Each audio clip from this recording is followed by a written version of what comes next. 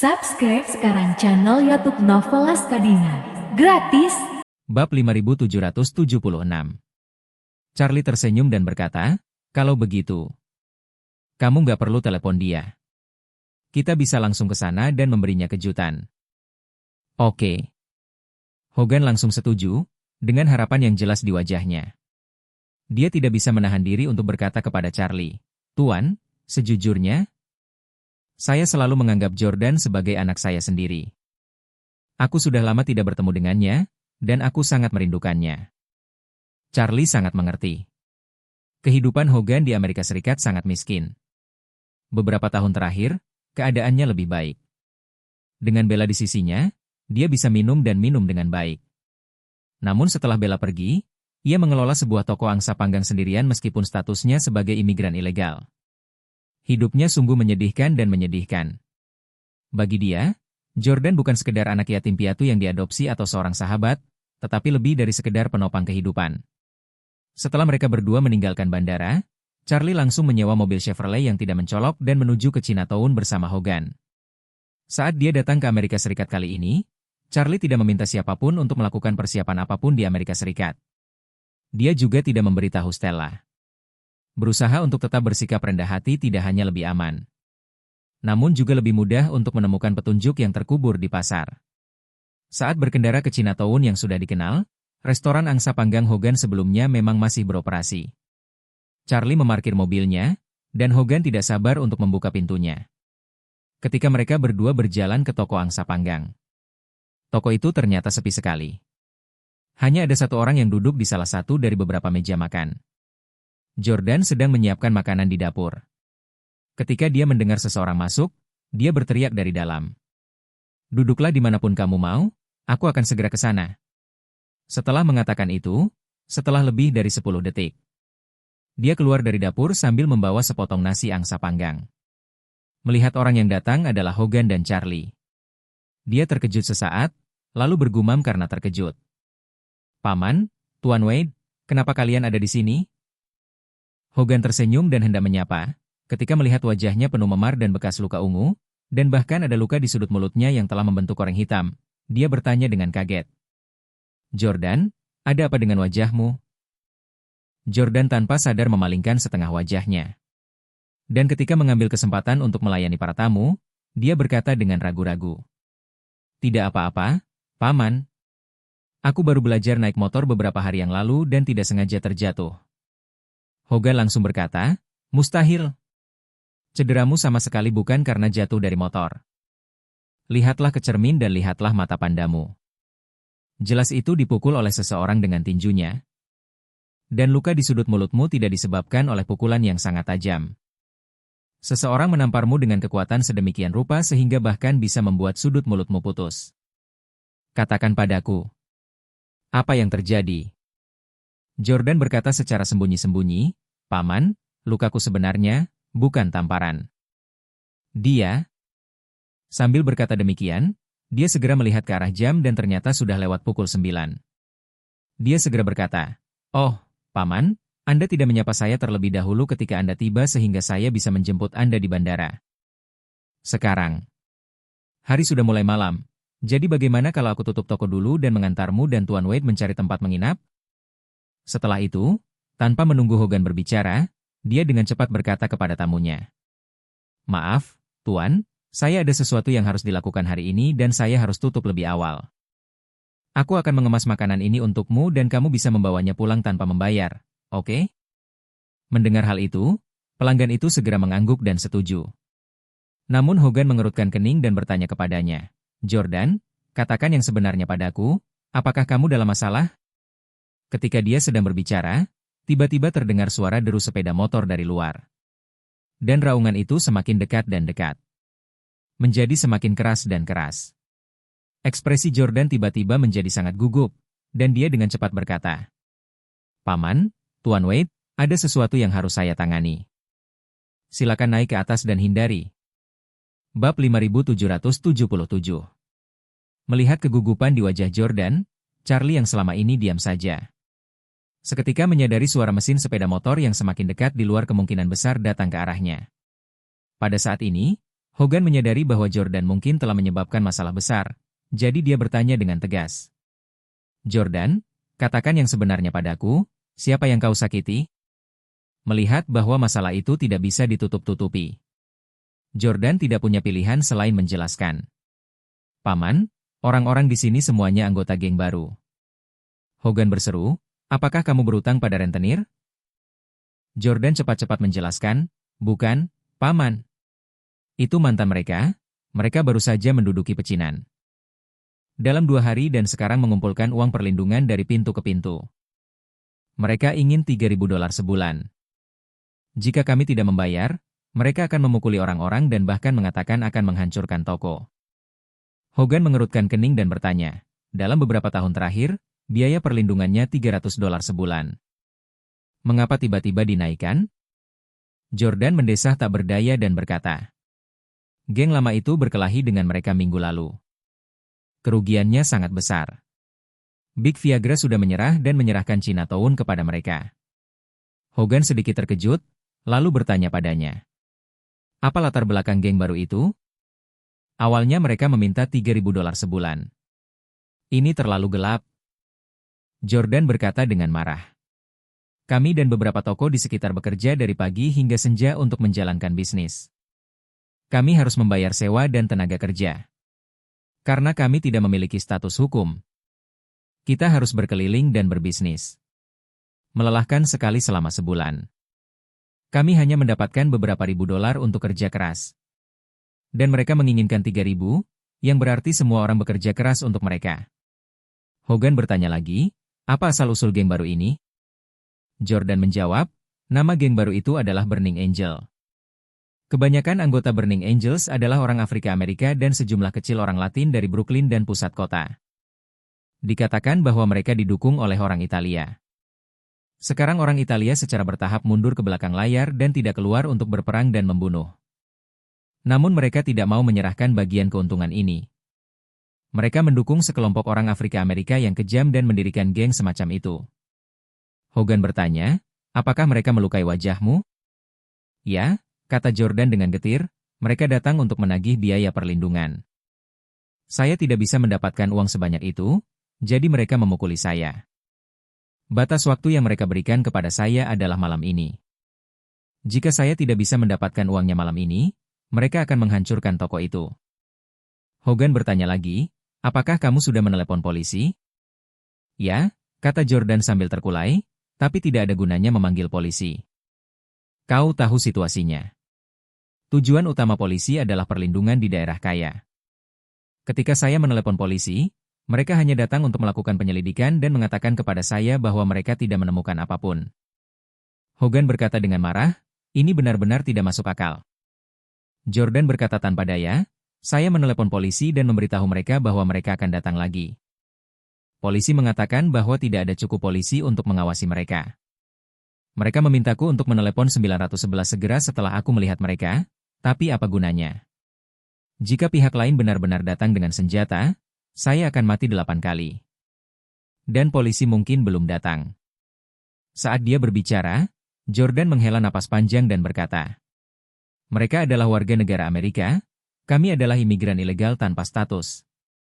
Dan polisi tidak peduli apakah kita hidup atau mati. Saat dia berbicara, deru sepeda motor telah mencapai pintu kedai angsa panggang. Jordan tiba-tiba menjadi lebih gugup dan dengan cepat berkata kepada Hogan dan Charlie.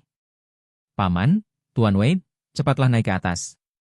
Charlie hanya duduk sambil tersenyum dan berkata, sejujurnya, saya belum pernah melihat gangster menerima uang keamanan.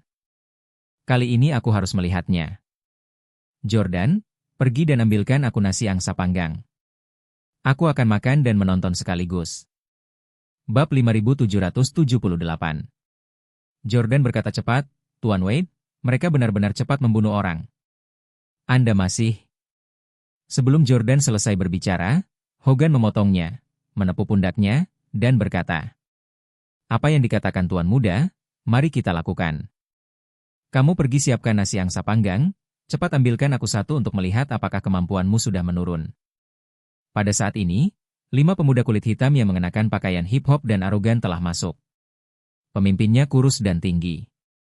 Dia mengenakan hoodie besar. Tudungnya menutupi kepala dan separuh wajahnya. Dia memasukkan kedua tangannya ke dalam saku horizontal di bagian depan hoodie-nya. Dia tampak seperti bersenjata. Pria itu masuk, melihat Jordan, dan langsung mencibir dan bercanda. "Angsa dari Tiongkok, apakah kamu sudah menyiapkan uang yang aku inginkan? Jika aku tidak melihat $3.000 malam ini, aku akan memberimu beberapa peluru. Lalu lemparkan dirimu ke sungai dan biarkan tubuhmu mengapung kembali ke Tiongkok." Jordan menjadi sangat gugup sesaat, dan ketika dia hendak berbicara, Charlie, yang sudah duduk di meja makan, menyela. Dia menatapnya dan mendesak, "Bos, pergi dan siapkan makanan untukku. Aku sudah sangat lapar sehingga ingin memukul seseorang." Jordan tertegun sejenak dan tidak tahu harus berbuat apa. Hogan di sampingnya mendesak dengan suara rendah, "Cepat pergi." Jordan menggertakkan giginya dan mengambil keputusan. "Baiklah, aku akan segera pergi." Setelah berkata demikian, dia berbalik dan pergi ke dapur. Ketika pria berkulit hitam di kepala melihat Charlie mengirim bosnya ke dapur belakang, dia merasa sedikit tidak senang. Dia melengkungkan bibirnya dan mencibir. Oke, sepertinya kita punya urusan baru yang harus dilakukan di sini." Setelah mengatakan itu, dia bergerak secara berlebihan dan duduk di depan Charlie. Dia berkata dengan tenang, "Hei, orang Tionghoa, siapa yang memberimu keberanian untuk mengganggu saat aku sedang melakukan urusanku?" Charlie tersenyum, menatapnya, dan bertanya, "Apa? Mengumpulkan uang perlindungan? Anda tidak mengizinkan pelanggan makan? Tidakkah kamu tahu bahwa pelanggan adalah dewa?" Melihat ekspresi bercanda Charlie, pria itu segera menyadari bahwa dia mungkin bersama pemilik toko. Maka dia berkata dengan tajam, "Wah, tampaknya kamu tidak tahu banyak tentang situasi di sini. Seluruh pecinan, maksudku seluruh pecinan di New York, mulai sekarang adalah wilayah Burning Angel. Jika kalian masih ingin berbisnis di sini, Anda harus membayar biaya perlindungan seperti yang kami minta. Kalau tidak, aku akan membunuhmu satu persatu." Dia mengancam Charlie. Dia tidak menanggapinya dengan serius, dia hanya mengangkat alisnya dan berkata sambil tersenyum, "Saya tidak memiliki sifat pemarah. Saya benci diganggu saat makan. Jadi aku tidak peduli apakah kamu malaikat yang terbakar, anjing liar yang terbakar, atau tikus yang terbakar.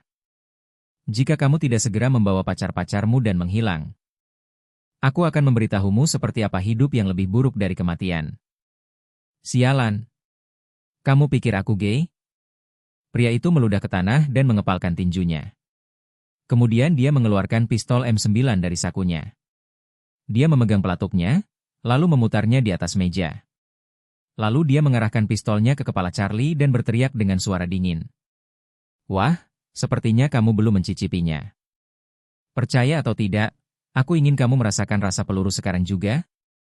Charlie mengangkat alisnya dan berkata sambil tersenyum, "Aku pernah membuat orang makan kotoran. Saya telah membuat orang-orang terbenam dalam kandang besi dan tenggelam di sungai. Dan saya juga membuat orang melakukan kaligrafi tubuh manusia. Tapi aku belum pernah mencoba memberi makan peluru kepada orang lain. Karena Anda mengusulkan ide baru ini hari ini, kita bisa mempraktikannya."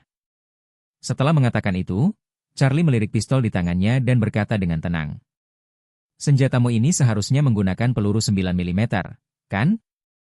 Seharusnya ada 13 peluru di magasinnya saat penuh.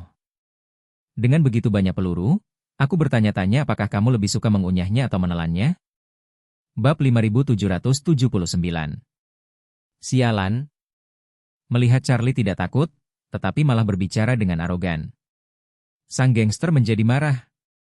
Dia menggunakan bagian bawah pistol untuk mendorong semua botol dan kaleng di atas meja ke tanah. Lalu berdiri, menekan moncong pistol ke kepala Charlie. Dan dikutuk dengan ekspresi menyeramkan. "Orang Tiongkok, ini Amerika Serikat, Amerika Serikat. Jika kamu membuat masalah di sini, tidak ada yang akan menyuruhmu kembali ke Tiongkok. Sebaliknya, mereka akan menghancurkan kepalamu dengan pistol untukku." Charlie tertawa dan berkata, "Kamu sangat sombong." Setelah mengatakan itu, Charlie menyingkirkan senyumnya dan berkata dengan nada menghina, "Tapi aku tidak takut." Pria itu menggertakkan giginya dan berkata, "Sialan, apa kamu benar-benar lelah hidup?" Charlie merentangkan tangannya dan berkata dengan tenang, "Aku akan duduk hari ini di sini, Tidak peduli malaikat macam apa yang sedang terbakar atau anjing liar di krematorium. Selama dia berani datang, dia akan berlutut dan menyanyikan, Chonquer, untukku.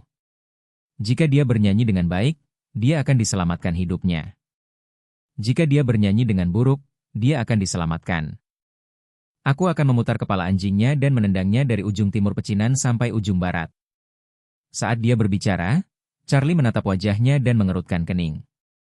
Kepalamu tidak bagus, terlalu panjang dan memanjang. Sebenarnya bentuknya terlalu tidak berbentuk, lebih mirip bola rugby. Dengan kepala sepertimu, kamu tidak bisa menggiring bola seperti bola rugby. Kamu hanya bisa membuka kakimu seperti bola rugby.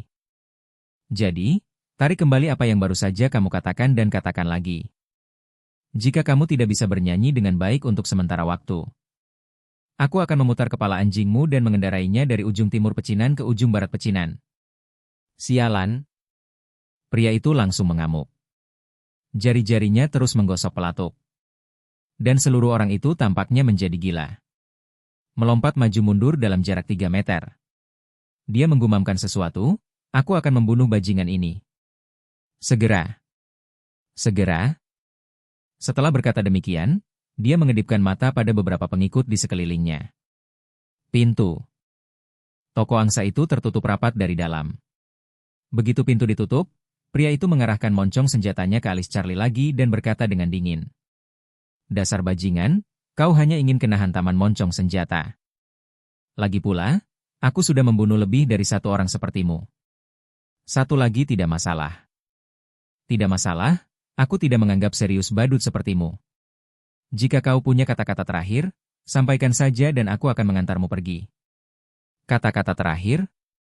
Charlie tertawa mengejek dan berkata dengan nada menghina. Sampah sepertimu tidak bisa membunuhku sama sekali.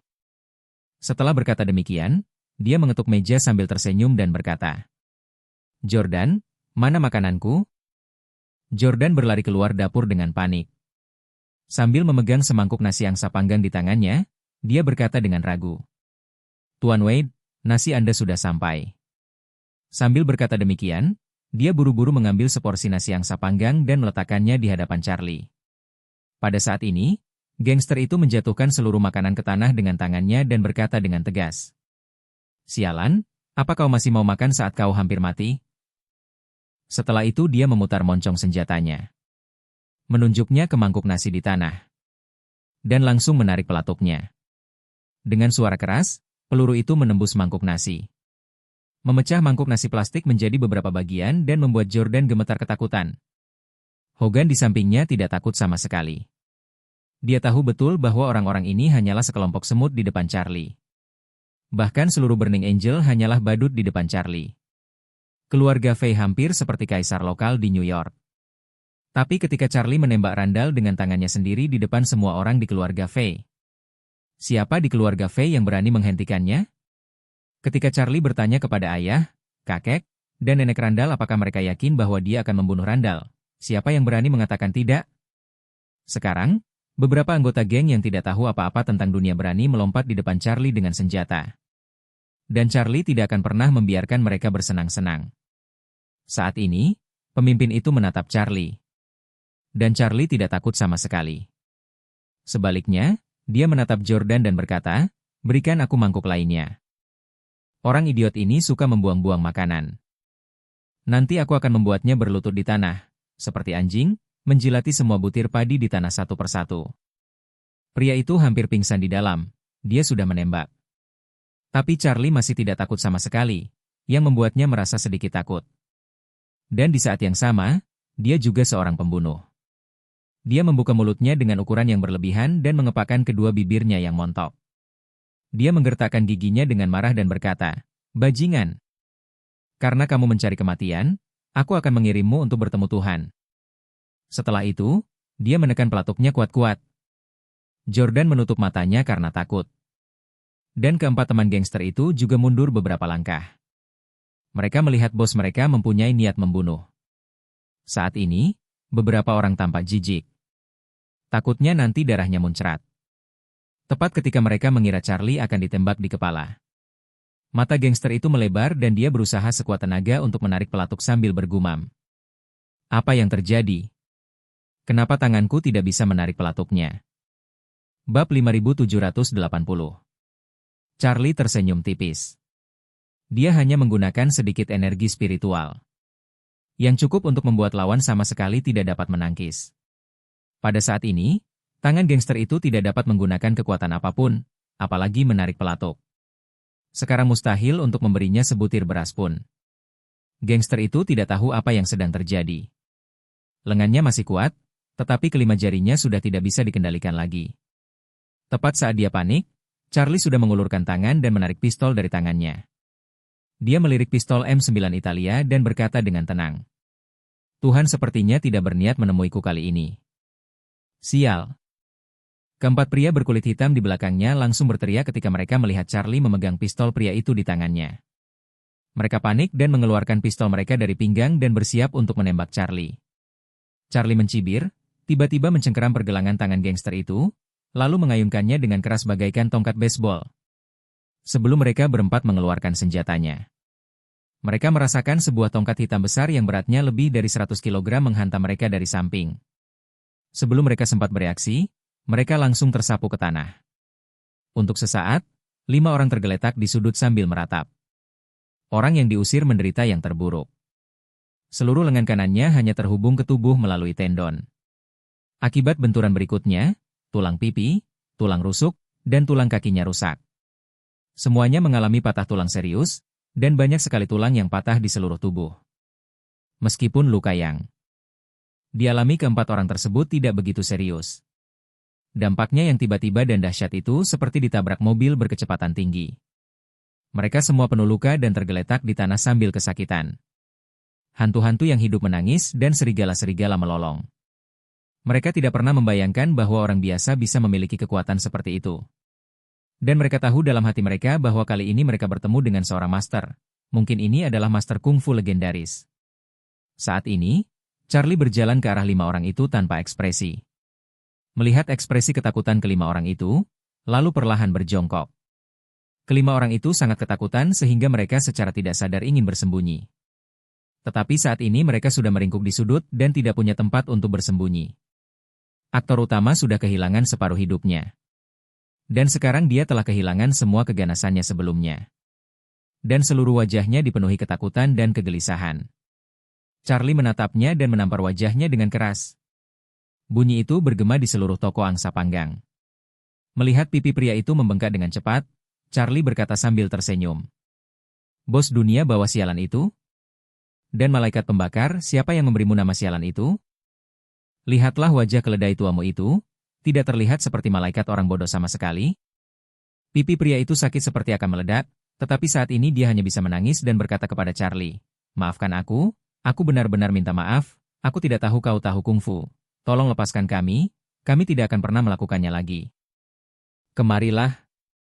Charlie mengerutkan kening dan menamparnya dengan keras lagi. Suara renyah itu membuat gendang telinga 4 orang di sebelahnya sakit. Setelah Charlie menamparnya untuk kedua kalinya, dia tersenyum dan bertanya padanya, "Bukankah tadi sangat kejam? Posturmu saat memegang pistol itu sangat tenang dan bebas.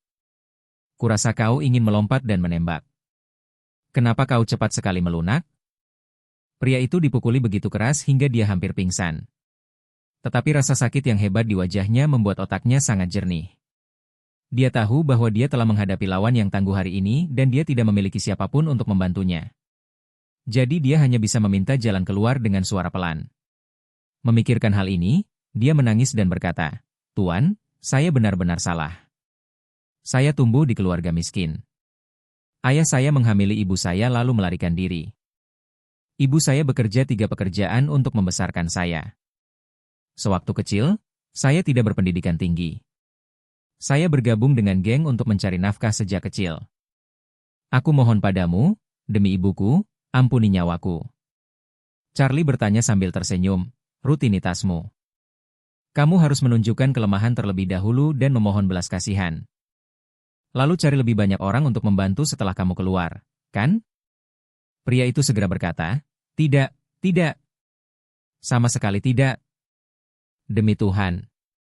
Charlie menampar wajahnya dan dengan suara dingin bertanya, "Mengapa kamu tidak pernah memikirkan Tuhan ketika melakukan semua ini? Anda memegang senjata untuk menerima uang perlindungan? Dengan senjata kamu adalah malaikat yang terbakar, tanpa senjata kamu adalah anak domba Tuhan. Apakah kamu percaya pada Tuhan atau senjata?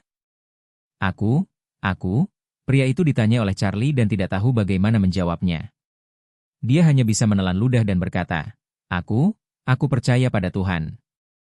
Charlie bertanya balik, lalu menurutmu apakah Tuhan bisa memberkatimu hari ini? Pria itu bahkan lebih ketakutan sesaat. Dia takut bahwa apapun yang dia katakan, dia tidak akan bisa lulus ujian Charlie. Jika dia bilang bisa, mungkin Charlie akan bilang tidak bisa lalu menembaknya. Jika dia bilang dia tidak bisa, jika Charlie bilang, kamu benar, dan kemudian menembak kepalanya hingga putus, bukankah dia sudah mati? Pada saat ini, dia hampir putus asa dan hanya bisa memohon pada Charlie. Saudaraku, tolong selamatkan nyawaku, aku tidak ingin mati. Aku tidak akan pernah bergabung dengan geng lagi, sumpah. Charlie melihat ketakutannya. Dengan ekspresi ekstrim, ia tersenyum tipis dan berkata, tidak ada peluang untuk bertahan hidup, itu tergantung pada apakah Anda dapat memahaminya. Ketika lelaki itu mendengar hal ini, dia segera menangis dan berkata, saya bersedia meraihnya, saya pasti meraihnya. Charlie mengangguk, mengeluarkan magasin dari pistolnya. Lalu menyerahkan majalah itu kepadanya dan berkata, apakah kamu tidak suka orang-orang mencicipi peluru itu? Ayo, ambil semua peluru di senjata ini dan makanlah. Aku peringatkan kau, makanlah semuanya, dan jangan sisakan satu pun. Yang tidak kau makan, aku akan menembakmu dengan itu.